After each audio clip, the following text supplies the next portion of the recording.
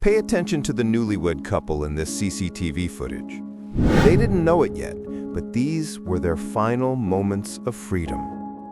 On March 15, 2018, Alex Chen, 31, and Mia Rodriguez, 28, walked hand in hand down Maple Street in downtown Portland, Oregon. The grainy security camera captured them strolling past the old brick buildings, both dressed in black, sharing quiet smiles as they moved through the early evening shadows. Their body language spoke of contentment, two people completely absorbed in each other's company. It was an ordinary Thursday night in an ordinary neighborhood. Within 3 hours, they would vanish without a trace. Alex and Mia were still in the honeymoon phase of marriage, having exchanged vows just 6 months earlier in a small ceremony surrounded by close friends and family. They lived together in a cozy one-bedroom apartment on the east side of the city, both working as freelance graphic designers from their shared home office. Friends described them as inseparable, a couple who genuinely enjoyed each other's company and shared a passion for exploring Portland's eclectic neighborhoods on foot. Their evening walks had become a ritual, a way to disconnect from work and reconnect with each other. The couple's routine was well established. Most weeknights, they would finish work around 6, prepare dinner together, and then take a leisurely walk through different parts of the city. March 15th followed this pattern perfectly. Their neighbor, Mrs. Patterson, saw them leaving their apartment building at approximately 7:20 p.m., waving as they headed toward the main street. Security footage from a nearby coffee shop confirms they stopped briefly to look at a community bulletin board before continuing their walk. At 7:45 p.m., the Maple Street camera recorded what would become the last verified sighting of Alex and Mia Chen Rodriguez. The first alarm was raised not by concerned friends or worried family members, but by Alex's business partner the following morning. When neither Alex nor Mia responded to calls or showed up for an important client meeting, James Morrison drove to their apartment. He found their car in its assigned parking space, mail overflowing from their mailbox, and no response to persistent knocking. After unsuccessfully trying to reach them for hours, Morrison contacted the Portland Police Bureau at 2:30 p.m. on March 16th. Initial police response was routine. Officer Sarah Mitchell filed a standard missing persons report, noting that the couple had been gone for less than 24 hours. The investigation might have remained a low priority, except for one disturbing detail that emerged during the preliminary questioning. Morrison revealed that Mia had been dealing with harassment from an ex-boyfriend for several months. She had filed 2 police reports and obtained a restraining order against Daniel Torres, a 34-year-old construction worker who had refused to accept their breakup. The restraining order required Torres to maintain a distance of at least 500 feet from Mia at all times. This information immediately elevated the case. Detective Lisa Park was assigned as lead investigator, and by Friday evening, the search for Alex and Mia had become a potential abduction case. Police obtained warrants to search the couple's apartment and examine their digital footprint. Inside their home, everything appeared normal. Dinner dishes sat clean in the drying rack. Both laptops remained open on their shared desk, with active design projects still on screen. Their bed was made, and there were no signs of struggle or forced entry. More importantly, both of their phones, wallets, and keys were missing, suggesting they had left voluntarily. The digital investigation provided a precise timeline of their final hours. Alex's phone last pinged a cell tower at 8:15 p.m. on March 15th, somewhere in the vicinity of downtown Portland. Mia's phone went silent at exactly 8:22 p.m., pinging the same tower. After that moment, both devices either lost signal or were turned off completely. Bank records showed no activity on either of their credit cards or debit accounts. Their shared car remained untouched in the apartment parking lot. Detective Park's team began canvassing the neighborhood where the couple was last seen. The Maple Street area was a mix of small businesses, restaurants, and converted loft apartments with moderate foot traffic but limited security camera coverage. Most of the older buildings lacked modern surveillance systems, creating significant gaps in the visual timeline. However, the few cameras that did exist painted a troubling picture. Analysis of available footage showed Alex and Mia walking normally until the 7:45 p.m. timestamp. After that, they seemed to disappear from the monitored areas entirely. The investigation's first major breakthrough came from an unexpected source, Maria Santos, a local restaurant owner. contacted police on March 18th with information about the night in question. She remembered seeing the couple walking past her establishment around 8 p.m., but what caught her attention was the man following approximately 50 feet behind them. Santos described him as tall, wearing a dark hoodie, and moving deliberately to maintain distance from the couple. Most importantly, she noted that the man seemed to be trying to avoid being seen, ducking behind parked cars and stopping abruptly when the couple paused to look in shop windows. This witness account transformed the investigation. Police now had evidence suggesting Alex and Mia were being stalked on the night they disappeared. The description of the suspicious man roughly matched Daniel Torres, Mia's ex-boyfriend with the restraining order.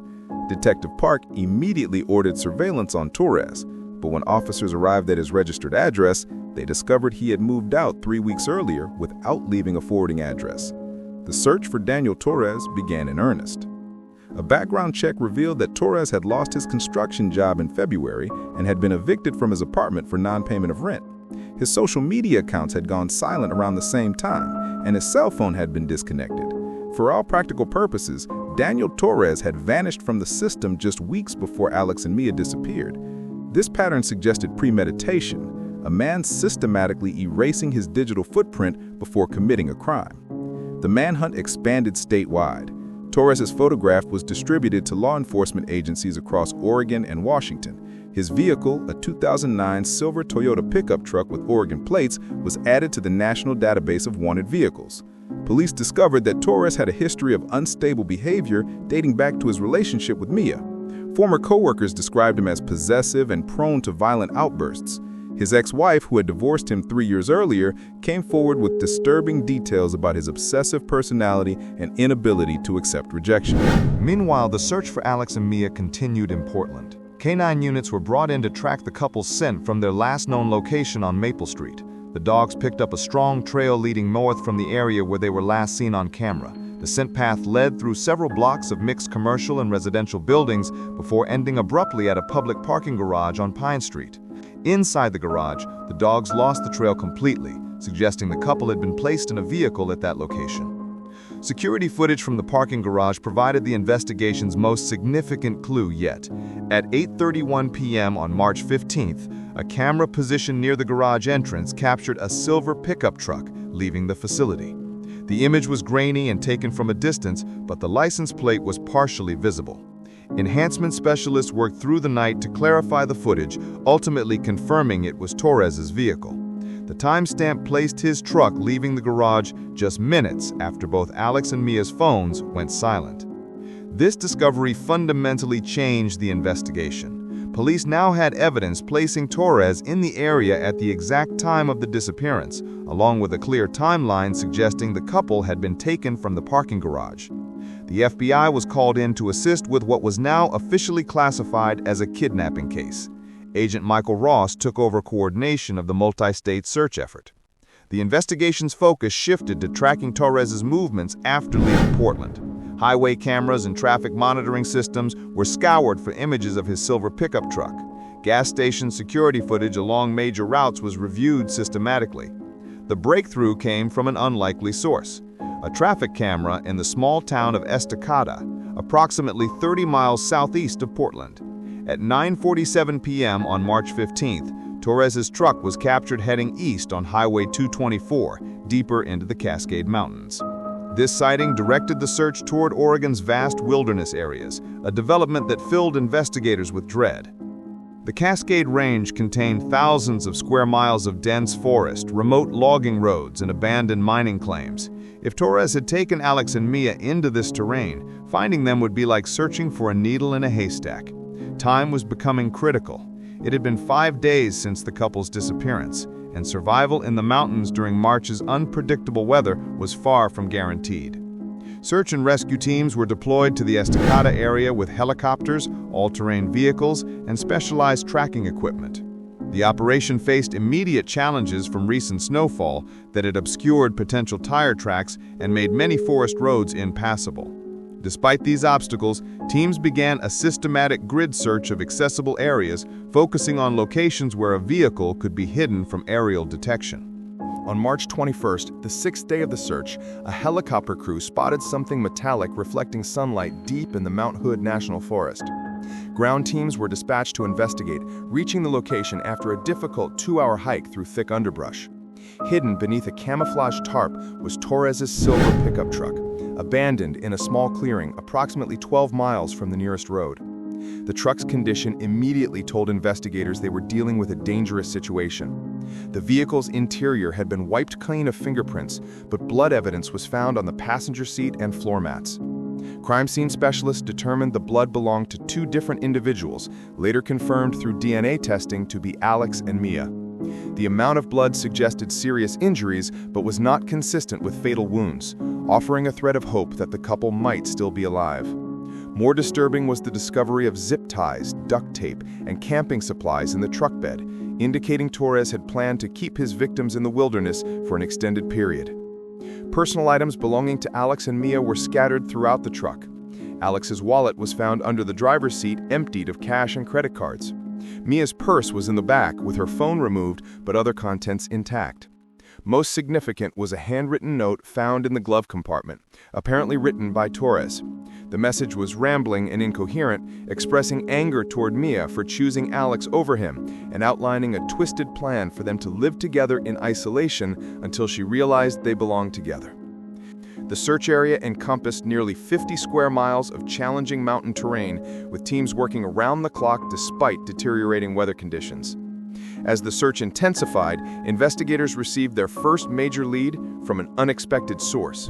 A retired forest ranger named Bill Martinez contacted authorities after hearing news reports about the search. Martinez had been hiking a familiar trail near government camp when he encountered a disheveled man matching Torres's description on March 18th, 3 days after the disappearance. The man had been carrying a large backpack and appeared agitated, asking Martinez about remote cabin locations in the area.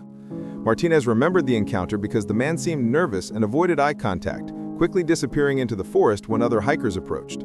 Most importantly, Martinez recalled seeing the man emerge from a trail that led toward a cluster of abandoned logging cabins dating back to the 1970s. This information redirected the entire search operation. The logging cabins Martinez described were located in a remote valley, approximately 8 miles from where Torres's truck had been found. The area was accessible only by foot, requiring a strenuous hike through unmarked terrain. Search teams immediately converged on the location, but reaching the cabins required careful coordination due to the challenging landscape and potential danger if Torres was still in the area with hostages. FBI tactical teams approached the cabin cluster before dawn on March 22nd, using night vision equipment to survey the area. Through binoculars, agents observed signs of recent habitation at the largest cabin, including smoke rising from a makeshift chimney and footprints in the snow around the structure. More critically, they spotted movement inside the building, confirming someone was present. The team established a perimeter and began planning a rescue operation, operating under the assumption that Alex and Mia were being held inside. Agent Ross coordinated the tactical approach, emphasizing the need to prioritize hostage safety over apprehending Torres. The cabin's remote location worked in their favor, providing multiple approach routes while ensuring Torres had no escape path. At 6:15 a.m., as the first rays of sunlight illuminated the valley, tactical teams moved into position. Through thermal imaging equipment, they confirmed the presence of at least 3 individuals inside the structure. The rescue operation began with agents surrounding the cabin and calling for Torres to surrender. Initially, there was no response from inside the building. After repeated demands over a loudspeaker, Torres finally responded, claiming he was armed and threatening to harm his hostages if agents approached. His voice was erratic and barely coherent, suggesting he was experiencing a psychological breakdown. Negotiators were brought in to establish communication and assess the situation. For 3 tense hours, FBI negotiators worked to establish rapport with Torres, while tactical teams maintained their positions. During this time, agents were able to confirm that Alex and Mia were alive inside the cabin, though their condition remained unknown. Torres's demands were irrational and constantly changing, ranging from wanting a helicopter to escape to insisting that Mia declare her love for him over the radio. His mental state appeared to be deteriorating rapidly, making the situation increasingly dangerous. The breakthrough came when Torres agreed to allow a medical professional to check on his hostages, claiming that Alex needed attention for an injury. This opened a dialogue that negotiators used to gradually build trust. During these discussions, Torres revealed disturbing details about the past week. He had forced Alex and Mia to hike to the cabin at gunpoint, keeping them restrained and surviving on minimal supplies he had cached in the area weeks earlier. His original plan had been to convince Mia to abandon her marriage and start a new life with him in isolation. At 11:30 a.m., Torres made a critical mistake.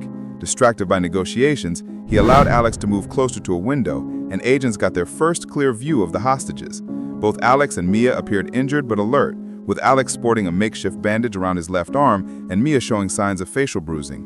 More importantly, agents observed that Torres had temporarily set down his weapon while preparing food, creating a brief window of opportunity. The tactical team moved with precision. Using flashbang grenades as a distraction, agents breached the cabin simultaneously from 2 different entry points. Torres was caught completely off guard and subdued within seconds without firing a shot. Alex and Mia were immediately evacuated to a safe location and treated by medical personnel who had been standing by during the operation. Both victims were dehydrated, suffering from minor injuries, and showed signs of psychological trauma, but they were alive.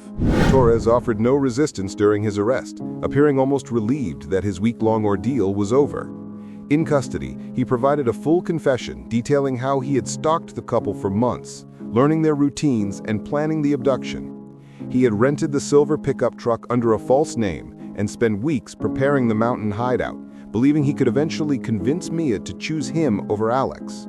His plan had been to keep them isolated until Mia agreed to his demands, a delusion that had no basis in reality. The rescue of Alex and Mia marked the end of one of Oregon's most intensive missing persons investigations. Torres was charged with kidnapping, aggravated assault, stalking, and multiple weapons violations. He ultimately pleaded guilty to all charges and was sentenced to 25 years in prison without the possibility of parole. The judge specifically noted the premeditated nature of his crimes and the psychological terror he had inflicted on his victims. Alex and Mia required months of physical and psychological therapy to recover from their ordeal. They relocated to a different state, seeking privacy and distance from the traumatic events. The case led to improved protocols for handling stalking complaints and highlighted the importance of taking restraining order violations seriously. Alex's arm injury, suffered during the initial abduction, healed completely with physical therapy. 2 years later, Alex and Mia returned to Portland for Torres' sentencing hearing. They delivered victim impact statements describing how the experience had changed their lives, but emphasizing their determination not to be defined by the trauma. The CCTV footage of their final peaceful walk together became a powerful reminder of how quickly ordinary life can turn into a nightmare, but also of the importance of never giving up hope.